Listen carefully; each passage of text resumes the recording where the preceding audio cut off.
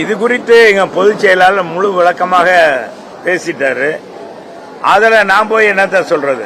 இப்ப நீங்க இதே கருத்தை இதே இதை எங்க பொதுச் செயலாளர்கிட்ட சொல்லிருக்காங்க. எங்க பொதுச் செயலாளருடைய கருத்து தான் என்னுடைய கருத்து. இதுவரை இந்த அரசாங்கம் அப்ப மக்களுக்கான குறைகளை தீர்க்கவில்லையா என்ற கேள்வி எழுகிறது. எனவே முதலமைச்சர் இன்றைக்கு போய் மக்களை பாருங்கள் என்று சொன்னாலே அப்ப அரசாங்கத்துடைய செயல்பாடுல எங்கேயோ தேக்க நிலை இருக்கு. எனவே இதை அவங்களே ஒத்துக்கொள்ளுகிற மாதிரி இருக்கு. ஆளுகிற அரசாங்கமே மக்களுடைய பிரச்சனையை இன்னும் தீர்க்க முடியல, எனவே தீர்க்கல அப்படின்ற ஒரு நிலை இருக்கிறது என்பதுதான் எடுத்துக்காட்டாக இருக்கு.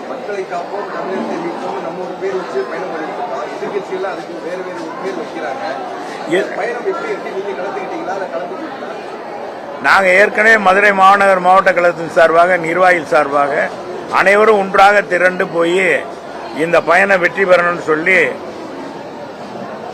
சேலத்தில் அவருடைய இல்லத்திலேயே நெடுஞ்சாலை அந்த நகர்லயே போய் வாழ்த்து சொல்லிட்டு வந்தோம்.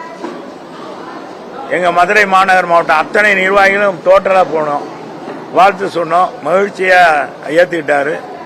மீனாட்சியினுடைய அன்னைக்கு அவர் பேருக்கு அர்ச்சனை பண்ணி மீனாட்சிகிட்ட வேலை வைத்து எப்படி அடுத்த நாள் அன்னைக்கு தான் நம்முடைய திருச்செந்தூர் முருகனுக்கு கும்பாபிஷேகம் நடந்தது. அந்த கும்பாபிஷேகத்தினுடைய மகிமையாக நாங்க என்ன செஞ்சோம், வேலை சக்தியாக விளங்கின மதுரை மீனாட்சியின் மதுரை காத்து கொண்டிருக்க அங்கே மீனாட்சி இரவு பகலாக மதுரை மக்களை காத்து கொண்டிருக்கிற அம்மா அவளை ஆசீர்வாதம் வாங்கி அவர்கிட்ட கொண்டு போய் கொடுத்தோம். பொதுச்செயலாளர் ரொம்ப மகிழ்ச்சி அடைந்தார், ரொம்ப சந்தோஷப்பட்டார். ஒவ்வொருத்தரையும் அழைத்து புகைப்படம் எடுத்துக்கொண்டார். அது மட்டுமல்ல, ரொம்ப மகிழ்ச்சியை வெளிப்படுத்தினார்.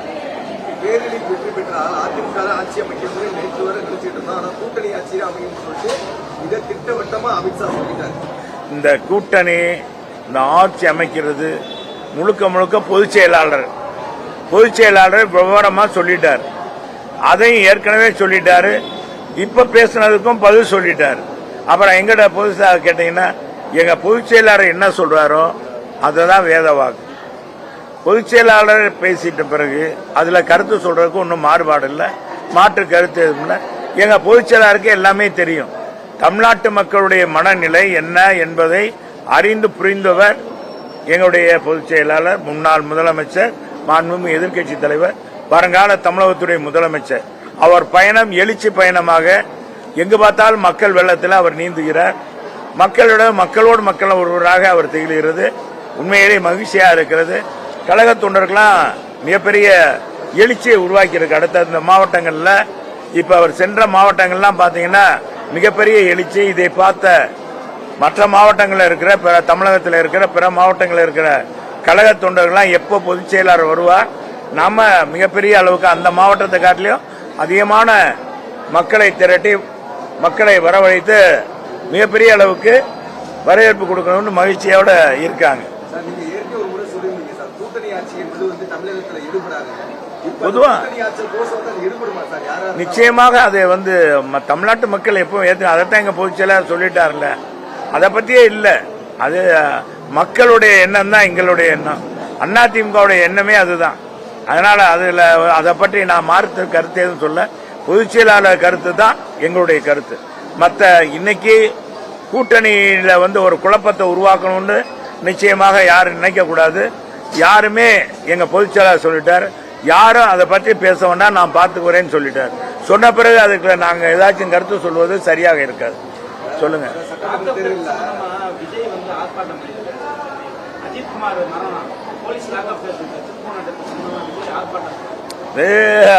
ஒவ்வொரு கட்சியின் தேர்தல் வருகிறது, ஒவ்வொரு கட்சியும் தங்களுடைய இதை நிலைப்பாட்டை எடுத்து சொல்லி தங்களுடைய கட்சி வளர்ச்சிக்காக செய்வாங்க. எல்லாரும் செய்யறது ஒண்ணுதான், அதை பத்தியும் ஒண்ணும் இல்லை. எல்லா கட்சிக்கும் இப்ப ஆளுங்கட்சியா இருந்தாலும் எதிர்கட்சியா இருந்தாலும் ஒவ்வொரு கட்சியும் தங்கள் கட்சியை மக்களிடத்தை முன்னெடுத்து செல்லணும்.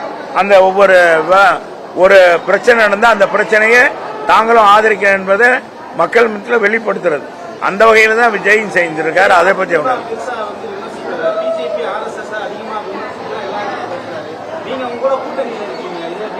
யாரு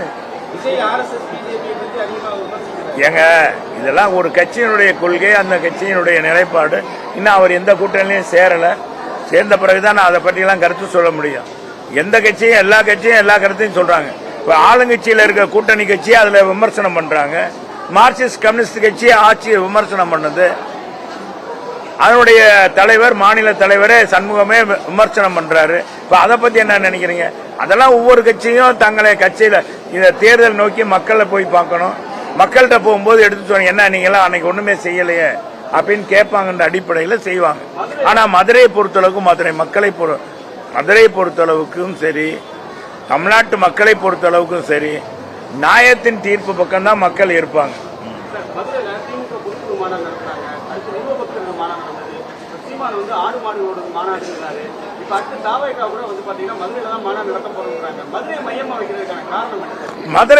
மதுரை மண்ணு அப்படி மண்ணு. இந்த மண்ணில் மிதிச்சா வெற்றி கிடைக்கும்னு நினைக்கிறாங்க எல்லாருமே.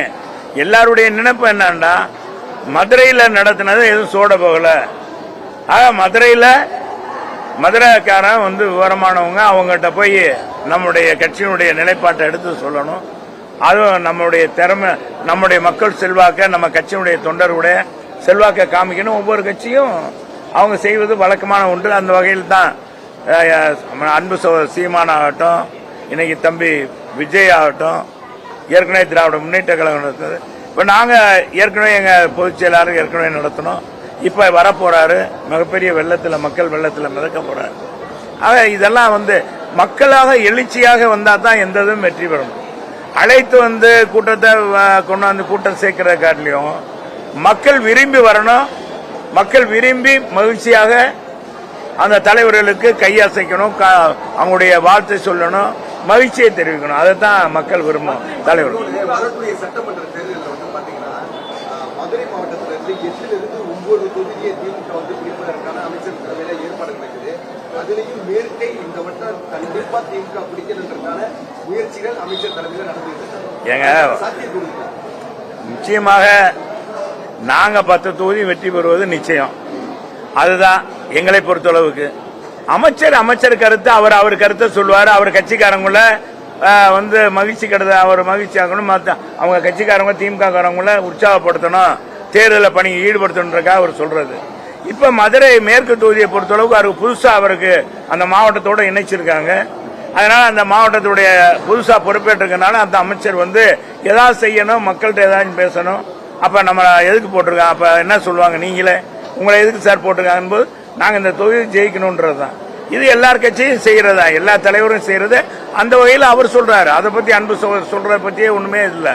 இது அதிமுக கோட்டை, மேற்கு தொகுதி என்பது அதிமுக கோட்டை. காலங்காலமா அதிமுக தான் வெற்றி பெற்று வந்திருக்கிறது. அந்த வகையில் தான் நான் இந்த 3 ஆண்டுகளாக என்னை தேர்ந்தெடுத்திருக்கேன். அந்த 3 முறை என்னை தேர்ந்தெடுத்திருக்காங்க. அடுத்த முறையும் அதிமுக தான் வெற்றி பெறும், நாங்க தான் வெற்றி பெறுவோம். சரி, வணக்கம்.